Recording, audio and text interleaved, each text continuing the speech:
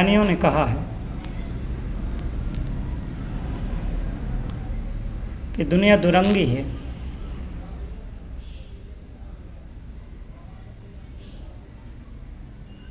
दुनिया का एक रंग नहीं है, दुनिया के दो रंग हैं।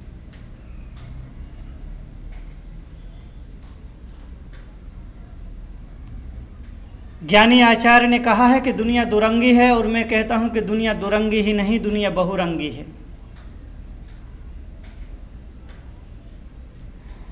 जिस दुनिया में आप रहते हैं वो दुनिया बहुरंगी है, बहुरूपिया है। उसके अनेक रूप हैं, उसके अनेक चेहरे हैं, उसके अनेक रंग हैं। इस दुनिया का असली रंग कौन सा है आज तक कोई नहीं पहचान पाया। इस दुनिया का असली चेहरा है आज तक कोई नहीं पहचान पाया, क्योंकि हजार हजार चेहरे हैं, हजार हजार रूप है, हजार हजार मुखड़ा है, हजार हजार रंग है। इसलिए कहा कि दुनिया बहुरंगी है, कि दुनिया बहुरूपिया है। और दुनिया ही बहुरंगी नहीं है, दुनिया में रहने वाले लोग हैं, संसार में रहने वाले लोग हैं, वो भी बहुरंगी हुआ करते हैं, बहु चेहरों को लेकर के जिया करते हैं। एक एक आदमी के हजार हजार चेहरे होते हैं।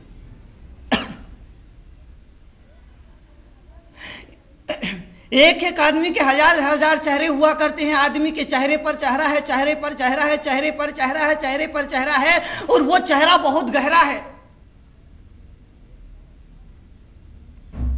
एक चेहरा उतारो तो दूसरा चेहरा आ जाता है। आदमी सैकड़ों चेहरे की जिंदगी जी रहा है। एक चेहरा नहीं, उसके दो चेहरा नहीं, उसके तीन चेहरा नहीं, उसके हजारों सैकड़ों चेहरा आदमी लेकर के जी रहा है। अगर एक चेहरा उतार करके अलग किया जाए तो दूसरा चेहरा आ जाता है, और दूसरा चेहरा उतार करके अलग किया जाए तो तीसरा चेहरा आ जाता है, और तीसरा चेहरा अलग करो तो चौथा चेहरा आ जाता है। ठीक उसी तरह से जैसे प्याज का एक छिलका उतारो तो फिर छिलका आ जाता है, और फिर छिलका हटाओ तो नया छिलका आ जाता है, और फिर छिलका हटाओ तो फिर नया छिलका आ जाता है। और इस तरह छिलके हटते जाते हैं, छिलके आते जाते हैं, चेहरे उतरते जाते हैं, चेहरे आते जाते हैं। हजार चेहरों की जिंदगी जीता है आज का इंसान। और धर्म की पहली शर्त, अध्यात्म की पहली शर्त, कि आदमी एक चेहरे की जिंदगी जिए।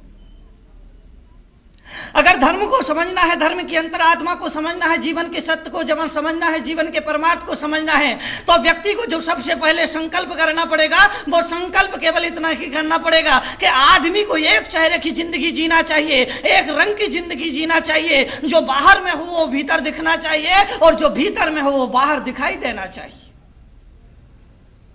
लेकिन आज के आदमी की जीवन की चर्या कुछ इस तरह है कि आज का आदमी दोहरा जीवन जी रहा है, कि आज का आदमी दोहरा जीवन जी रहा है। एकांत में खाने में शराब और समाज में पानी छान कर पी रहा है। कि आज का आदमी दोहरा जीवन जी रहा है, एकांत में खाने में शराब और समाज में पानी छान कर पी रहा है। आज जीवन में विसंगतियां हैं, समाज में विसंगतियां हैं, परिवार में विसंगतियां हैं। उसकी वजह केवल यह है कि आदमी दोहरा जीवन जीने के लिए संकल्प करके बैठा है। वो समाज में अलग तरह का जीवन जीता है, और छुप करके अलग तरह का जीवन जीता है। बाहर उसके जीवन की शैली कुछ और हुआ करती है, और भीतर उसके जीवन का ढंग कुछ और हुआ करता है। भगवान महावीर ने कहा, मन में हो सो वचन उच्चरिए, वचन हो सो तन सो करिए। जो मन में हो वचन में प्रकट हो जाना चाहिए, और जो वचन में से कहा गया है उसको कार्य से क्रियान्वित किया जाना चाहिए। यानी अपने मन को इतना पवित्र बना लो, साफ बना लो, पुण्यमय बना लो, स्वच्छ बना लो कि मन के विचार अगर वचन में कहने में आए तो संकोच ना लगे, डर ना लगे, भय ना लगे, किसी को बताने में डर ना लगे। इतने पवित्र विचार अपने मन में लाओ कि वचनों में प्रकट करते हुए लज्जा और शर्म नहीं आना चाहिए, और जो वचन कहे जा रहे हैं उसको सबके सामने करते हुए मन में घबराहट नहीं होना चाहिए। इन्हें मन वचन काया की पवित्रता, ये एक चेहरे की जिंदगी का पैगाम हुआ करती है। तो दुनिया दुरंगी नहीं, दुनिया बहुरंगी है, बहुरूपिया है। इसका एक रंग नहीं, अनेक रंग है। जीवन में अनेक रंग आदमी को देखना पड़ते हैं, अनेक रंग का जीवन का अनुभव करना पड़ता है। अनेक रंगों से आदमी की जिंदगी गुजरा करती है। जीवन में कभी सुख आते हैं, कभी दुख आते हैं, कभी पुण्य आता है, कभी पाप आता है, कभी फूल आते हैं तो कभी कांटे आते हैं। सभी के जीवन में ऐसा घटता है। राम के जीवन को देखिए, क्या आपको नहीं पता कि वो राजपुत्र थे, राजकुमार थे, युवराज थे? साधारण घर में उन्होंने जन्म नहीं लिया था, एक राजा के घर में जन्म लिया था, एक सम्राट के घर में जन्म लिया था, एक प्रसिद्ध सम्राट के घर में जन्म लिया था। राम ने राजा के घर जन्म लेने के बाद, लेकिन वो राजकुमार थे। राजकुमार होते ही उनके जीवन में कुछ प्रतिकूलताएं आती है कि जो शुरू में जब वो जन्म लेते हैं, थोड़े से बड़े होते हैं, विद्या अध्ययन के लिए गुरुकुल में चले जाते हैं। राजमहलों के सुख को छोड़ देना पड़ता है, राजमहलों की सुख सुविधाओं को छोड़ करके गुरुकुल में जाते हैं और गुरुकुल में जाकर के कठोर श्रम और परिश्रम करके विद्या का अर्जन करते हैं, विद्या की उपासना करते हैं।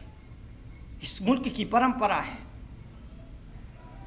कि राजा का बेटा क्यों ना हो, अगर उसे विद्या का अध्ययन करना है तो अपने महलों को छोड़ता है और गुरु के चरणों में जाकर के, गुरुकुल में जाकर के वहां कठोर श्रम परिश्रम मेहनत से विद्या का अर्जन करता है। अब जमाना बदल गया है, अब गुरु घर पर आने लगे हैं ट्यूशन के लिए। जो ट्यूटर हुआ करते हैं वो गुरु घर पर आया करते हैं। अरे इस मुल्क की ये परंपरा है, गुरुकुल की जो परंपरा है, वो परंपरा कहती है कि गुरु कभी किसी के घर पर नहीं जाता है, चाहे वो राजा का बेटा ही क्यों ना हो। अगर उसे भी विद्या का अध्ययन करना है तो उसको अपने राजमहलों से निकल करके, राजसी वैभव ठाट बाट छोड़ करके उसे आश्रम में आना पड़ता था और गुरु की सेवा करते हुए, वैयावृत्ति करते हुए कठोर परिश्रम से विद्या का अध्ययन करना पड़ता था। लेकिन अब जमाना बदल गया है, अब कलयुग में गुरु ही शिष्य के घर पहुंच जाता है, शिष्य के दर पर पहुंच जाता है, कहना चाहिए कि शिष्य के चरणों में पहुंच जाता है। ये गुरु का अपमान है, ये गुरु के गौरव का अपमान है, ये गुरु के पद का अपमान है, ये गुरु की गरिमा का अपमान है। इस गुरु की गरिमा को अगर हम बरकरार नहीं रख सके तो हमने गुरु के पद को कलंकित किया है। इसलिए मैं लोगों से निवेदन करता हूं, अनुरोध करता हूं, प्रार्थना करता हूं कि गुरु की गरिमा बना करके रखना चाहिए। अगर सरस्वती की अनुकंपा चाहिए, सरस्वती की कृपा चाहिए, तो सरस्वती की विधि के अनुसार अगर अध्ययन और विद्या की उपासना की जाती है तो वो विद्या हमारे जीवन में कल्याणकारी सिद्ध होगी, हमारे जीवन में मंगलकारी सिद्ध होगी। गुरुकुल चले जाते हैं।